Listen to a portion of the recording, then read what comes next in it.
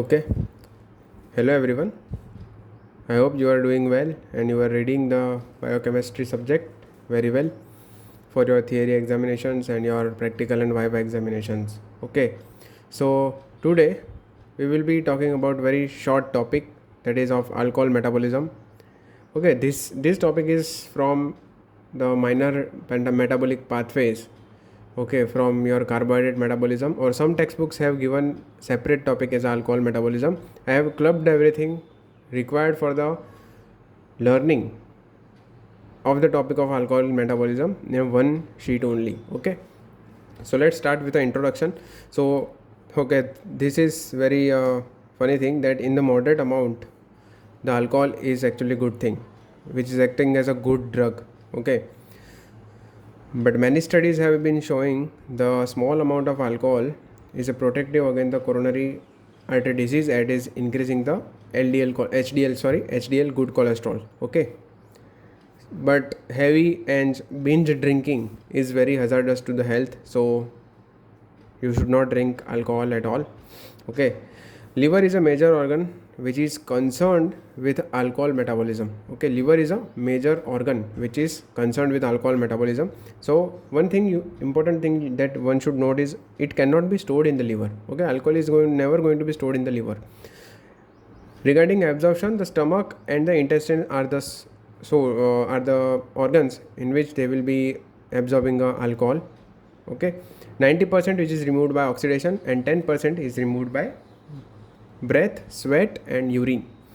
So what is the evolutionary importance of alcohol metabolism?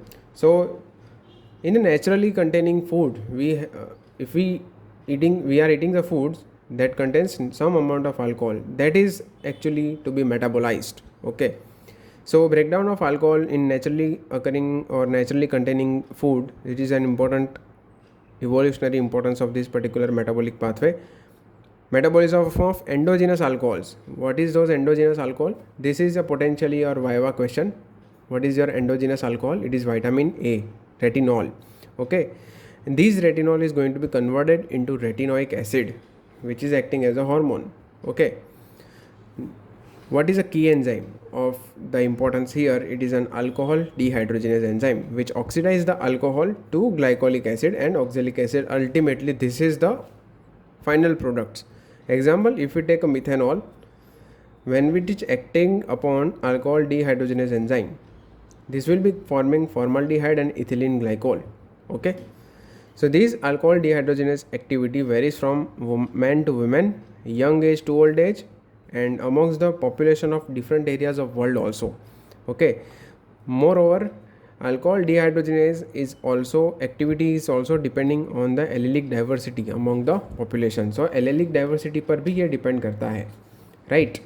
So let's take an example how the allelic diversities have actually the matter of concern. So we have one, that is isoenzyme of ADH, that is ADH1, which has two forms, alpha beta 1 dimer and alpha beta 2 dimer. Okay, just I am giving you the example. This part is not so much important, but you should know this, okay, as a doctor. Okay, so alpha beta 1 dimer, which is found in the white Americans and European people populations, and alpha beta 2 is a Chinese and Japanese population, in which this alpha beta 2 marker or alpha beta 2 dimer is more rapid for metabolism. So that's why Chinese and Japanese people are very much sensitive to alcohol. Why? Because they have this dimer, and this form of alcohol dehydrogenase will be acting more rapidly, and that's why more rapidly sensitize the people. Okay, so alpha beta 2 dimer Chinese and Japanese people में दिखता है, और they are more sensitive to the alcohol. Okay, why? Because of this particular isomer or this particular type of enzyme, alpha beta 2 dimer. Now what is the product of this particular alcohol dehydrogenase, which is acetaldehyde? On accumulation of this acetaldehyde will cause hazardous effects like tachycardia and flushing, and this ultimately going to result in alcohol flush syndrome. Now what is this alcohol flush syndrome? We will be discussing in later, because excess of alcohol consumption can produce acetaldehyde, and this acetaldehyde ultimately will be causing a vasodilatation, and more amount of blood flow is there. That's why after binge drinking of alcohol, there is so much accumulation of this product, that is acetaldehyde. Okay, and why this is happening we will be discussing in this video only. Okay, just stay tuned. So how the metabolism is happening? So metabolism के लिए we have two pathways. The first that is happening in the cytoplasm, so it is called cytoplasmic ethanol metabolism, and second one is a microsomal ethanol metabolism. Okay, so now first we'll discuss about cytoplasmic ethanol metabolism. So what happens? Ethanol, which is a 2-carbon alcohol, which ultimately going to be acted upon alcohol dehydrogenase enzyme, which is present in cytoplasm, that is NADP plus dependent enzyme. So here NAD plus is required for this reaction, and this is an example of oxidation reaction. You all know from your 11th 12th chemistry classes that ethanol to acetaldehyde conversion is an oxidation example of oxidation reaction, right? Now this acetaldehyde is highly toxic and it is a potent carcinogen also. So what happened? This acetaldehyde ultimately going to be acted upon by ALDH, that is aldehyde dehydrogenase. Okay, it is not alcohol dehydrogenase, it is aldehyde dehydrogenase, which is also NADP plus dependent, and this acetaldehyde now going to be converted into acetate. This is less toxic. What happens ultimately? Acetate on several reaction, it is ultimately going to be converted into acetyl coenzyme A, and you know acetyl coenzyme has various catabolic effects that they can undergo TCA cycle, and the complete catabolism occurs. Then from the TCA cycle, ultimate byproducts is water and carbon dioxide, and that's how they will be eliminating. Okay, now based on the energy, hormonal status and requirements of the cell or the nutritional condition of the cells, these acetyl CoA can either undergo a fatty acid synthesis, either undergo ketone body synthesis, or either undergo cholesterol synthesis. These have its own effect. We will be discussing in the later part. Microsomal ethanol metabolism. So this will be requiring a cytochrome P450. Yes, in microsomes. These are the small organelles. This will NADPH dependent, and this P450 is responsible for a whole alcohol oxidation. Ultimate reaction is same. You can see alcohol ultimately going to be converted into acetaldehyde, and this acetaldehyde acted upon from ALDH enzyme ultimately going to convert into acetate and this acetyl CoA. That acetyl CoA, we have seen the different fates of this particular acetyl CoA, which will undergo TCA cycle, and from the TCA cycle there will be water and carbon dioxide elimination. They can undergo fatty acid synthesis, they can undergo ketone body synthesis, and they can undergo cholesterol synthesis also. Okay, this has its own effects. Now we will see that. Okay, so now you can see the biochemical basis for alcohol toxicity. What are the biochemical effect or the basis of alcohol toxicity? Alcohol body में जाकर के why deleterious effects cause करता है, that is how it means. Okay, so alcohol causes for alcohol toxicity are linked to changes produced during the metabolism of ethanol. So what are those metabolic changes? This is redox state, second is acetaldehyde formation, and third one is oxidative stress. These whole three things are responsible for any effect for alcohol toxicity. Okay, ultimate effect of alcohol toxicity will be based on these three pathways or these three things. Okay, these three biological parameters will ultimately causing alcohol toxicity. What are these three? Now we will be seeing in detail. Now first is redox state. So you know, when a person consumes alcohol, we will be requiring NADP plus. Why? Because alcohol का जो enzyme है, alcohol dehydrogenase, ultimately it is NAD plus dependent. So ultimately your NAD plus by NADH ratio is ultimately reduced once the person has taken so much amount of alcohol. So ultimately उसको metabolize करने के लिए NAD plus चाहिए रहेगा, और वो NADP plus ज़्यादा amount में consume होगा, तो ultimately this ratio is reduced. And this affects this ratio if it is reduced, they will inhibit some pathways of glycolysis, TCA cycle, fatty acid oxidation, and gluconeogenesis. Okay, so now what is the effect? Now see this. Once these pathways are inhibited, your acetyl CoA is not utilized. So there will be accumulation of acetyl CoA. So what happens when acetyl CoA is accumulated? Okay, and first of all, I want to discuss that thing कि why acetyl CoA is not utilized. Because one thing you should know, TCA cycle is inhibited by this reduced NAD plus or NADH ratio. Second thing, there is a deficit of oxaloacetate. Okay, due to deficiency of NAD plus. Okay, and third thing, there is an increased level of NADH. Why? Because all the NAD plus is going to be converted into NADH during the metabolism of alcohol. Okay, so once there is accumulation of acetyl CoA, there will be a formation of ketone bodies, there will be a formation of fatty acids. Okay, so fatty acid may ultimately it can deposit into the liver and causing a fatty liver. You can see my lecture on fatty liver. We have separate video lecture of fatty liver, and ultimately this acetyl CoA will be going into the de novo synthesis of cholesterol also. So ultimately there is a hypercholesterolemia and there is a risk of cardiac diseases also, right? Second, one more important thing, that if the NADH plus level is increased, what happens? There is a more and more conversion of pyruvate to lactate. Okay, ultimately pyruvate to lactate conversion is increased. So what happens? There is an increased amount of lactate causing lactic acidosis. These lactic acidosis ultimately going to cause two things. First, there is a deficiency of pyruvate and deficiency of oxaloacetate. So what happens? There is a reduced gluconeogenesis because these two are acting as a substrate of gluconeogenesis. So these two are reduced or depleted. There is a reduced gluconeogenesis, ultimately going to cause hypoglycemia. So why alcoholic people or chronic alcoholic people is having a repeated hypoglycemic attacks? This is the reason. This can be asked in your 2 marker questions or case based scenarios also. Second important thing, there is a reduced excretion of uric acid, and ultimately this will causing a hyperuricemia, and ultimately this patient will precipitate as a gout. That's why your chronic alcoholic patient, they have the gout, or if anyone is having acute episode of gout or hyperuricemia, you should not tell that patient to drink alcohol if it is alcoholic or if he is about to have the alcohol. Okay, you should stop them on taking the alcohol.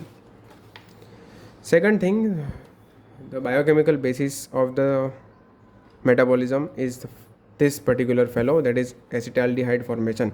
Accumulation of acetaldehyde in excess causing a cell death.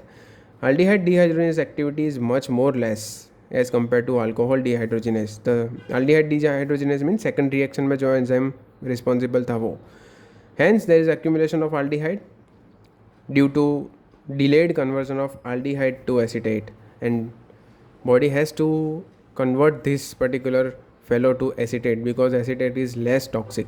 Okay, so ultimately this reaction is delayed. So ultimately what happens? There is a less toxic there is a toxic effects.